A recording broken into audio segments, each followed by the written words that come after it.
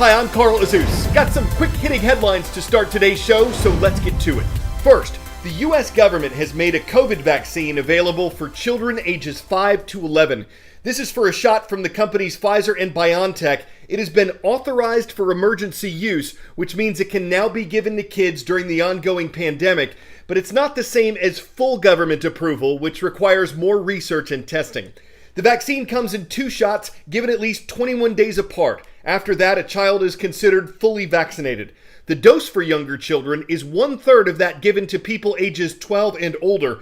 Pfizer hopes the smaller dose will reduce any potential side effects.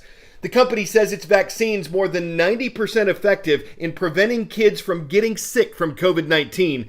And U.S. President Joe Biden called the vaccine safe and said it's a major step forward in the country's fight to defeat coronavirus. But while the Food and Drug Administration voted 17-0 to authorize the vaccine, one of the doctors on the panel said it was a tough decision, acknowledging that serious side effects are possible and saying officials would never know for sure how safe the vaccine would be unless they started giving it. Safety and a lack of information about potential long-term effects are reasons why some Americans are hesitant to get a COVID vaccine. Health officials say the disease's overall survival rate is higher in children than in adults. Next, Tuesday's edition of our show explored the significance of 2 U.S. gubernatorial elections.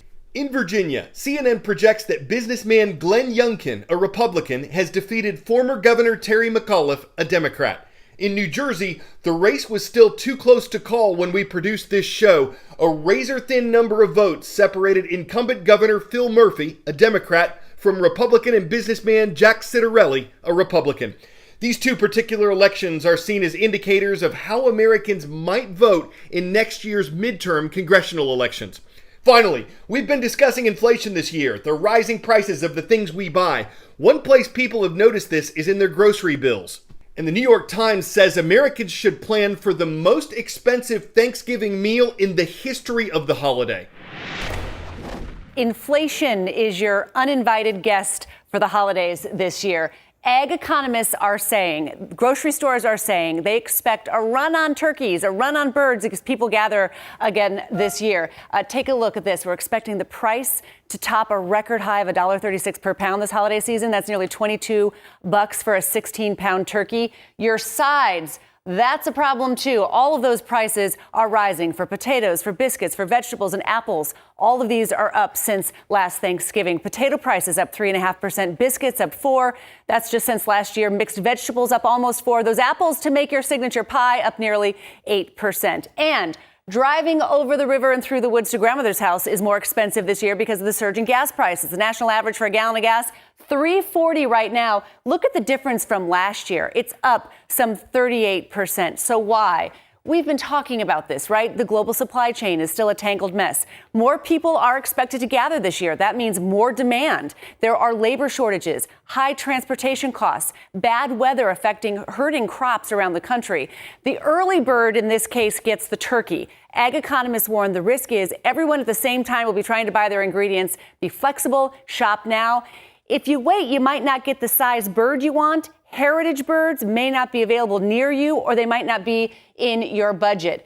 So that means get shopping. The National Grocers Association says there is plenty of food in the supply chain, but consumers should secure those must-haves in a timely fashion to have the favorites on the holiday table. 10-second trivia. Which of these countries has the highest population density? India, Israel, Singapore, or Bahrain? In terms of density, the answer is Singapore, though India has the largest overall population on this list. Behind China, India has the second largest population on Earth, with more than 1.3 billion people, and many of them are breathing unhealthy air. In fact, of the 30 most polluted urban areas on the planet, 22 of them are in India.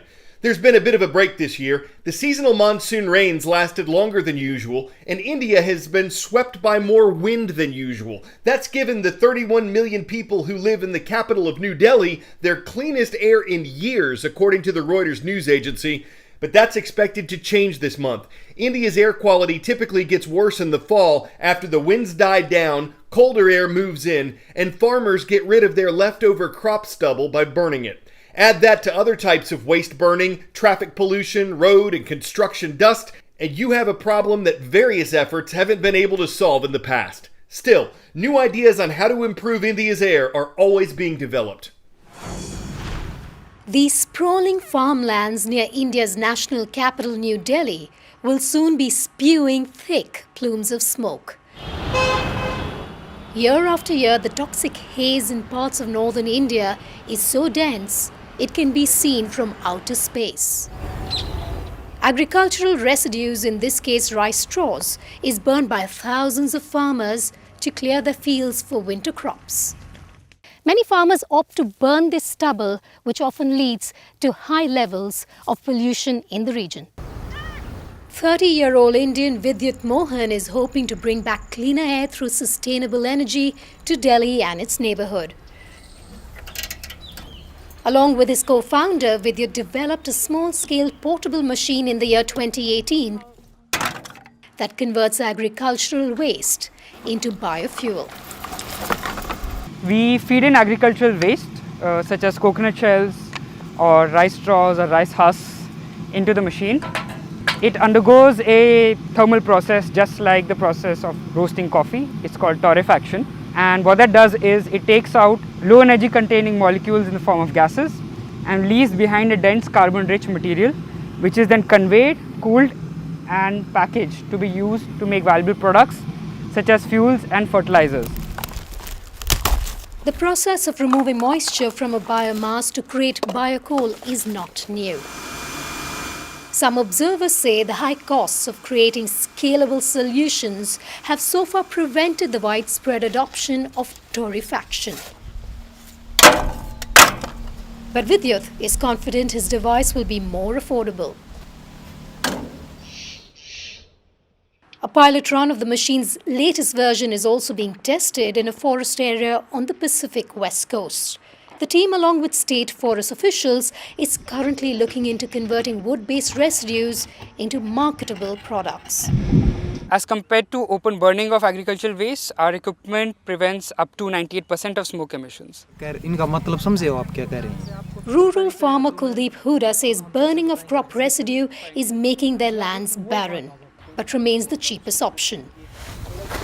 Mohan's sustainable technology could be a game changer for the farmer community and provide additional revenue. This will help us the most. They have told us to give them the crop stubble and they will give us carbonized fertilizer, which will reduce our costs as farmers and help our crops. There will be lots of benefits. The young Indian's efforts have already been recognized by the United Nations Environment Programme. He was also recently awarded Prince William's inaugural Earthshot Prize. Mohan's low-cost innovation should hit the Indian market within a year. He believes 100 million tons of carbon dioxide can be reduced annually, a hopeful solution that could break India's toxic smoke chain. Vedika Sood, CNN, New Delhi.